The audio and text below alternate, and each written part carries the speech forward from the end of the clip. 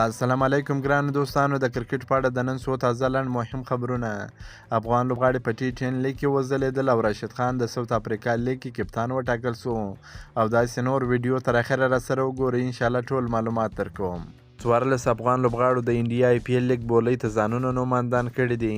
ټاکل شوې ده چې د هند غوره لیګ سیالۍ بولۍ په روانه میلادي میاشت کې ترسره شي.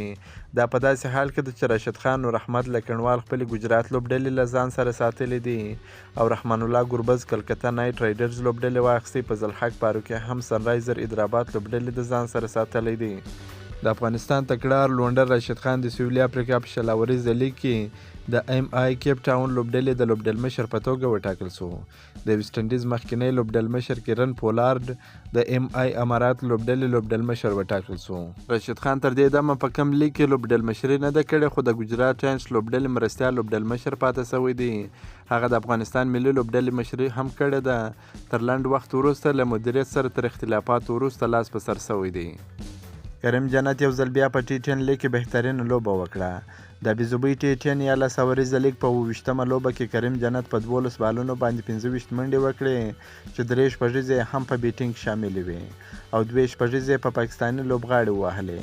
په توپچونه کې هم په 2 اورونو کې 21 منډې ورکړې، 2 مهمې ویکټې ترلاسه کړې او لوبډلې لوبه هم وګټل. نن په T10 لیګ کې افغان اتلان رحمان الله ګربز په 6 بالونو باندې 12 منډې وکړې، خپله ویکټ یې د لاسه ورکړه.